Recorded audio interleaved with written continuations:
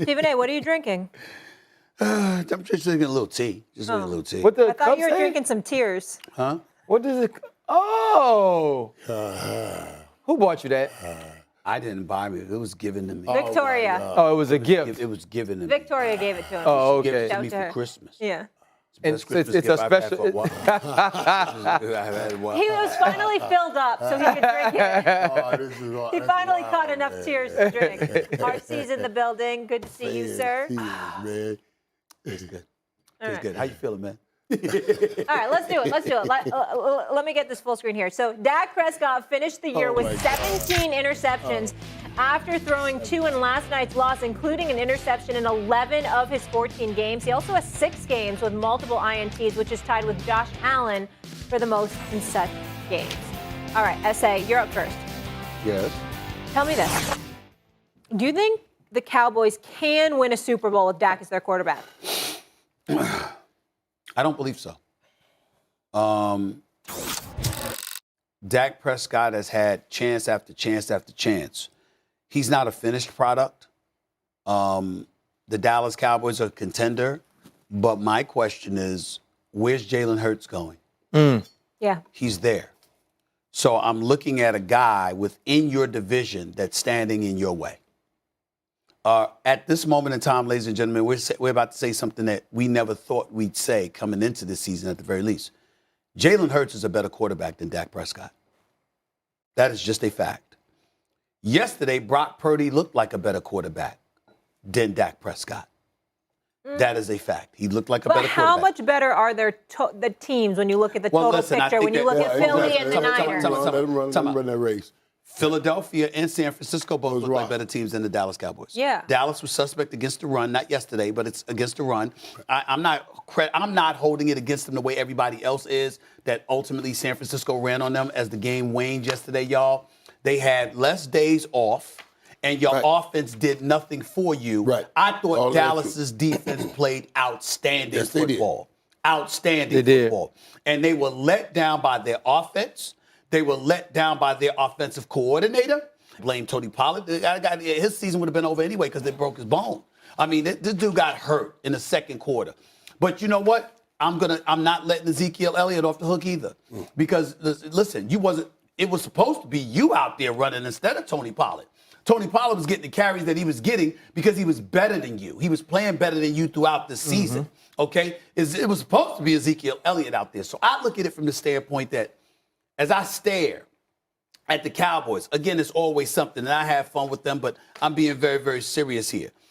You do find ways to get in your own way. The clock management with the punt, when you let 30-plus seconds chew off the clock, a tight end that catches a pass and you're not aware of the rule, so the clock keeps running. Your Dak Prescott and just late on your throws with the interceptions. Kellen Moore not putting you in a position. You got to get him out of the pocket, get him on the move, make things happen. You're not doing that.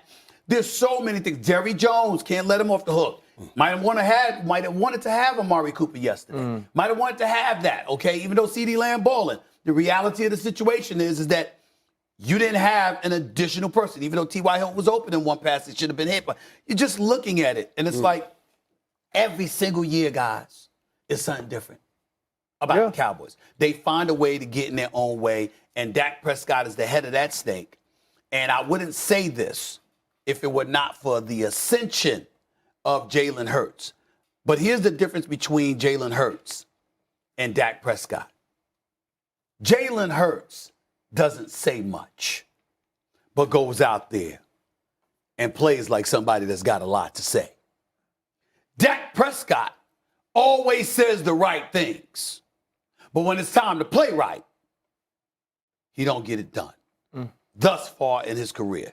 These are facts, and they are inescapable. Are some of your tears in this cup over here? No, listen, this whole notion that you can't win a Super Bowl with Dak is just utterly crazy. It's just utterly crazy. Dak played a poor game yesterday, a bad game yesterday. Dak made some bad decisions and some bad throws. As I said earlier, this is not Dak's usual kind of year where he puts up these many interceptions. But this is his usual kind of year where he puts up those kinds of points. You talk about Jalen Hurts being a better quarterback. Jalen Hurts he's done a great job. I mean, a wonderful job. He's playing great. But Jalen Hurts has 2 number 1 receivers, 2 top end. Ain't nobody questioning. Stop running your mouth. Drop the word. Number 1 receivers. Dak had a number 2 that was transforming to a number 1 all year. Still put up the numbers, got the touchdowns. Absolutely, you can win a Super Bowl with Dak Prescott. It's just on the journey to going to win a Super Bowl, you got to make sure that you face all your demons and handle. If you're throwing interceptions, you can't throw them when you get far in the playoffs. If you've been allowing people to run the ball on you, got to stop the run. You're going to have to face those things that you had trouble doing during the season and pass them during the playoffs. And the Cowboys didn't do that. Dak turned the ball over. Dak didn't show up and play. But you can certainly win a touchdown. Again, I'm going to tell y'all, that was supposed to be the best defense in the National Football League. That was supposed to be the best defense in the National Football League. It doesn't give Dak a pass, because I already said he played bad and he missed some throws. I can say that. But it was still the best defense. Let's make sure we're talking about that. All right, so I'm going to give y'all 2 different tiers of quarterback. The first tier, Nick Foles, Joe Flacco, very old Peyton Manning. That's 1 tier of quarterbacks I want to give you. I'm sorry, could you repeat those names? Yeah, Nick Foles, Joe Flacco, very old Peyton Manning, 2015. Okay. Right? Patrick Mahomes, Aaron Rodgers, Tom Brady.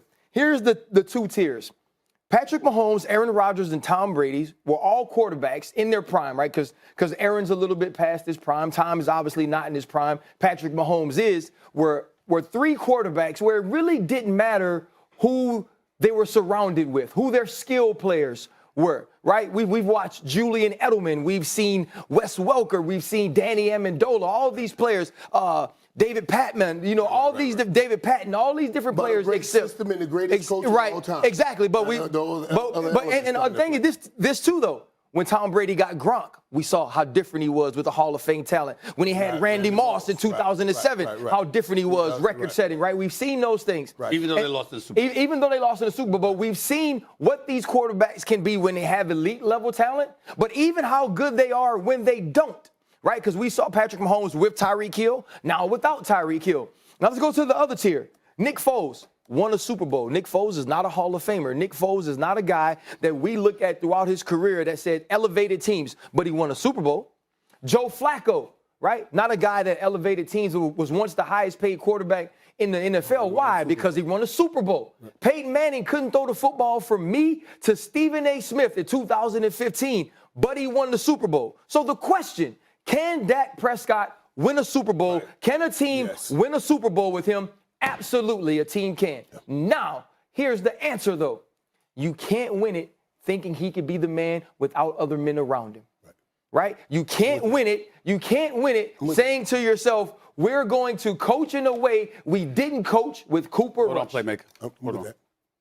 This is what bothers me about y'all sometimes. That we have facts? Did I question your facts? I did no such thing. You know, I'm pivoting to another. I'm pivoting to. I like that. Nice word choice. That's right. You know good and damn well what the question is. That's exactly what you said. Now here's the answer. He cannot win without blah blah blah. That's what we're asking. But Stephen A., what quarterbacks can? Not all quarterbacks can. You, of course, not all quarterbacks can. But you just gave us examples of those who could. And what I'm saying to you is this. This is the part, and you of all people, see, this is how the pom-poms come into play. You really, and I'm dead serious, I'm not playing. This is how the pom-poms come into play, and your objectivity goes out the window. There's something different about wearing that uniform. It's something different about having those. Everybody can't handle the bright lights, bro. Stephen A. And what I'm saying is, when you're talking about, will you at least concede this? There is a different kind of pressure that comes with playing for the Dallas Cowboys that exists nowhere else in football. I agree with that, but here's the other thing, though, right? We're talking about wearing that star on your helmet, and he can speak to it way greater than I can. I'm going to give it to him after this. Troy Aikman, Hall of Famer. Troy Aikman ain't win a championship by himself. I know that. Troy Aikman I know had that. to play. But this is what I'm saying, though. It's unfair that we're asking this question about Dak. No, because the question that needs to be answered by Jerry Jones is, can Dak Prescott and Mike McCarthy win a championship together? Okay. That's the question. All right. Well, because listen, I don't disagree with that. I don't disagree with that at all. Because Dak can win a championship. But my only point is, and then I'll give it to both of y'all. Because I've said this and I brought this up about basketball. I actually called in to a show a few weeks ago with my boy Sam Mitchell. Rick Mahorn, and then was on the air on NBA TV. And I said, because Rick Mahorn was talking the same thing about basketball. It takes a team to win. We want a team, blah, blah, blah. Who the hell don't know that? I'm like, Rick is my man. I love Rick Mahorn. That's my brother. Come on, man. We all know that. But when you go to the negotiating table, do you bring all those people with you? No. You say, this is what I am worth. When Jerry Jones is sick yesterday, RC, you know what he's doing? He's taking exactly the intel that you just provided and you just outlaid to everybody. Guess what? My defense showed up. Yeah. My boy, Marcus Lawrence, Dak throws an interception. Marcus on Tampa Bay, San Francisco's going in for a touchdown. Marcus Lawrence sacks Purdy and points right at Dak. We got you. We got you. We here. Don't worry about it. Let's go. And what do? You spend the rest of the game responding just like you looked at the D. They didn't just show up on the field. They showed up here. Stephen, they said, yo, we got you. What you gonna do? He let him down? Because the problem is this, though. Y'all are expecting him to be something he's not. Aren't you? Never in life. So when he wanted, when he wanted his money and he got $75 million, and he got $95 million over the last 2 years, you ain't expecting nothing from him? No, because Stephen A., you know why he got his money? Because based on his level of play and the way contract works for quarterbacks, that's what he was worth. I'm not debating He didn't reset the market. No. He didn't get a Patrick Mahomes deal. Dak is what he is. He was drafted in the 4th round because of what he is. And so if we're going to call plays with Dak Prescott at quarterback, what I'm saying, no. We can't call plays like we got the Bengals. But you're modifying your narrative because at the time, RC, I remember you said this. That he deserved his money. We all said he deserved his money. We was here fighting. He deserved his money. But what we also said is, okay, you got the money. This is what you got to do. So what I'm saying is, you don't sit up there and say that, and then when he doesn't get it done, well, it takes a team. No, we knew that. Stephen A., he underperformed. That's all I'm saying. He underperformed. Right. There's no way you can defend that. Right. But we're asking a question about projecting into the future, and he can win one. Okay. He underperformed yesterday. He didn't underperform all year. I understand he had the interceptions. So let's make sure we understand what we're talking about. We're talking about the game. He underperformed the game. He like you said, he didn't show up in the brightest of times or the biggest of lights. And then he got to take that. This year and last year. Because last year I remember saying the same thing, that the stars did not show up in that game against San Francisco. But to be sitting here and thinking that ultimately a man that has had led back-to-back #1 offenses can't lead you to a Super Bowl, blows my mind. And I'm saying to y'all, he's not a scrub. The brother can ball, but Jalen Hurts has elevated. Yeah, for sure. Jalen Hurts is the best. He's there. Let me get a commercial break so we can get to more stuff. #1 dogs at catching the football. Coming up at wide First receiver. Take. The passion, the debate, it's all going to continue. I The Niners are looking brought to